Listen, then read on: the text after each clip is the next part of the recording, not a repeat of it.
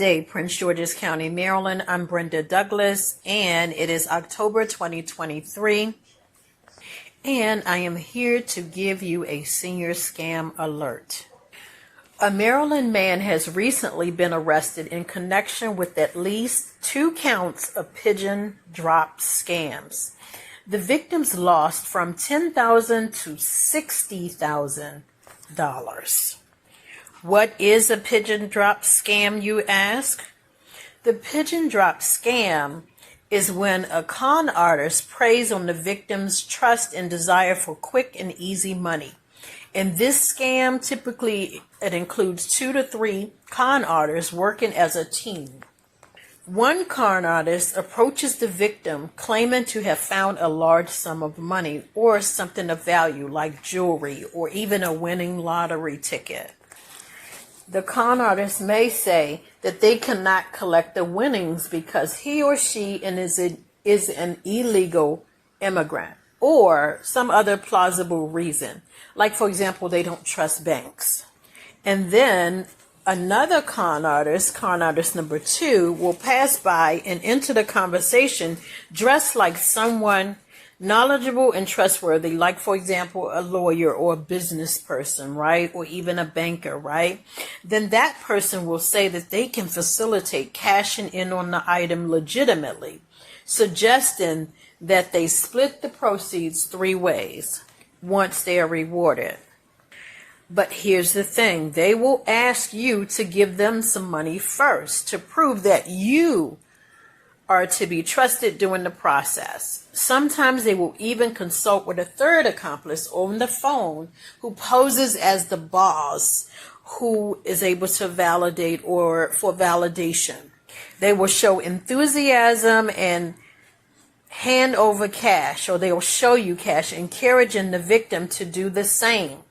The con artist will then find some excuse to leave with the victim's money. They may even pretend to leave the valuable with a third party, such as a bank. The con artist pretends to enter the bank, but they really would rather stay away from the surveillance cameras, right? So they may suggest or arrange for you to park around the back of the building while they go inside. They sometimes leave the item of perceived value with the victim, but then the victim soon discovers that the item is worthless. So they may discover that they have shredded newspaper instead of money. In this particular Maryland case, the con artist asked the victim if she dropped her purse. When she said no, the 2 people convinced her that they would share the money that they found inside of the purse. But they would have to all agree to go in the bank and withdraw some cash to demonstrate good faith.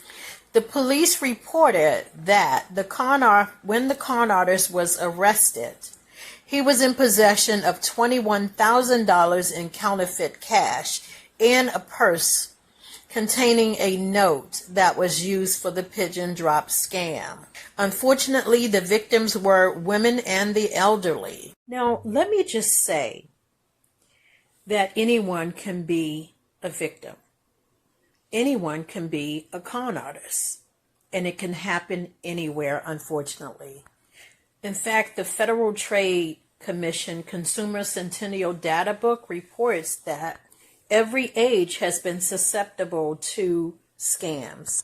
Fraud affects every generation. In fact, 8.8 billion losses were reported to the Federal Trade Commission just last year. And that is 30% increase from the year before. And listen, that includes that cryptocurrency, which included the total loss, the 8.8 billion, included $3.8 billion through the cryptocurrency. And that doubled from last year. So again, fraud can happen to anyone, and it affects every generation.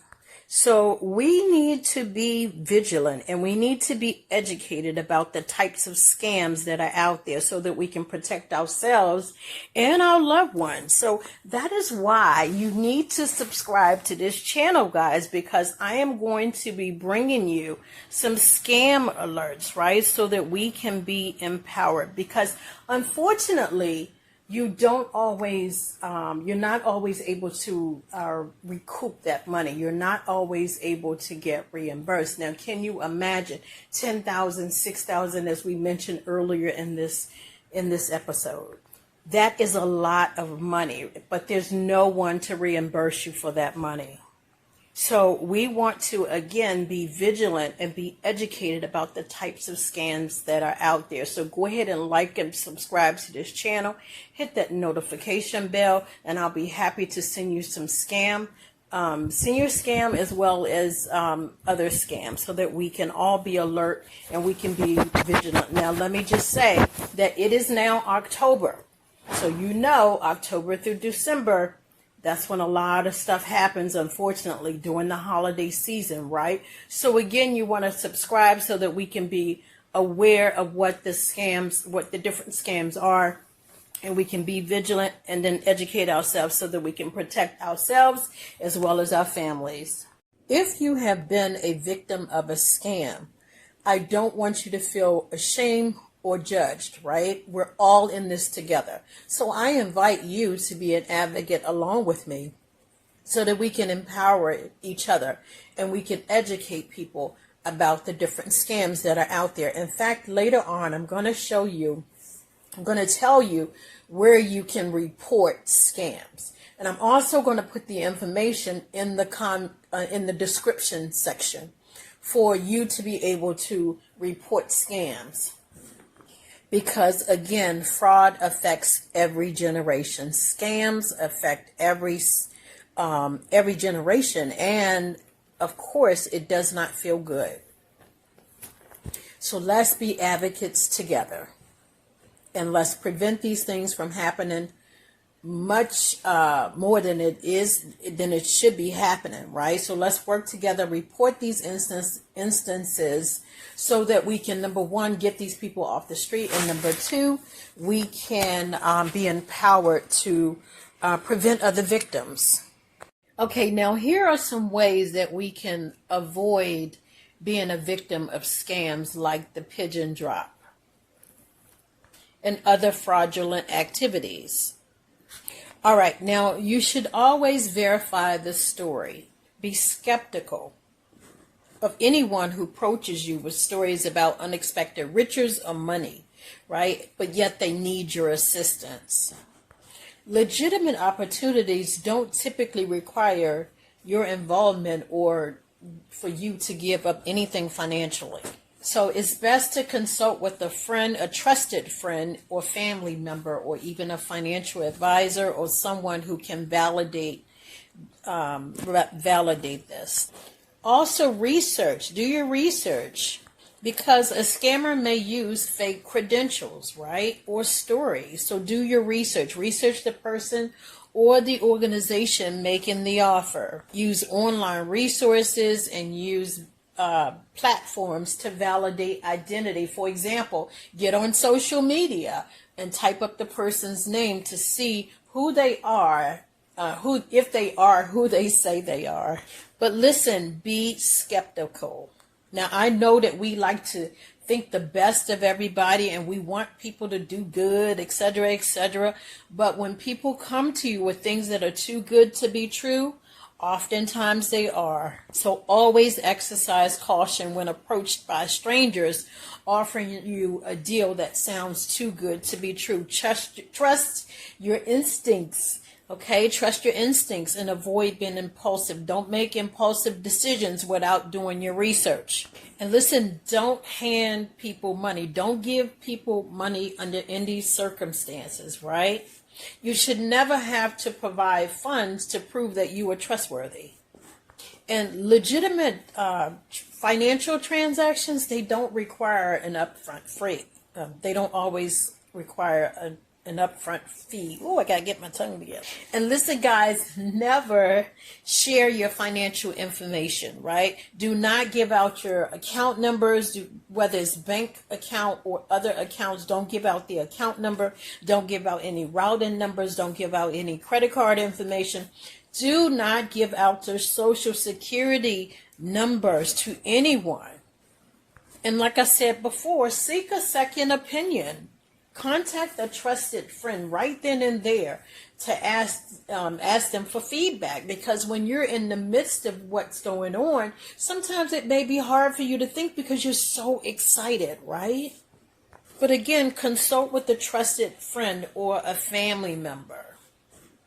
And then also report suspicious activities, guys. If you, again, encounter some type of scam or fraudulent activity, or something doesn't seem right, report it to law enforcement or report it to the Federal Trade Commission. And last but not least, subscribe so that you can stay informed and updated on common scams, common scams, okay, and fraud tactics, right? So let's be advocates together. Subscribe to this channel, because listen, scammers are becoming increasingly sophisticated, right? So no one can blame you if you were a victim. They're very skillful, very convincing. And listen, they don't walk up to you in an aggressive, angry manner, right? They can befriend you and act like they're kind and benevolent, and then what happened? You let your guards down and you trust them, right? So we need to stay vigilant so that we can protect your financial well-being, because like I said, sometimes there's no recovery, unfortunately.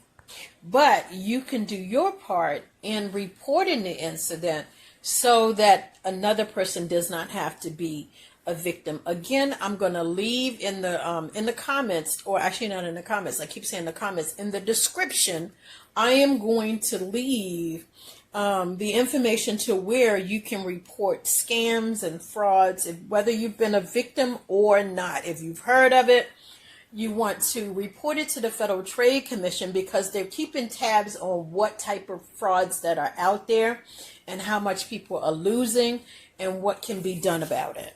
So we want to, again, be advocates, and we want to combat financial fraud in Maryland and prevent individuals like this Maryland man from succeeding in their unlawful endeavors. But again, anyone can be a victim. Anyone can be a con artist, and scams can happen to anyone, anywhere, but you can be empowered and you can be an advocate for change. All right, guys, thank you so much for listening. And again, I'm going to leave the where you can report these scams and this fraud to the Federal Trade Commission. I'm going to leave the information in the description. Thank you so much for listening.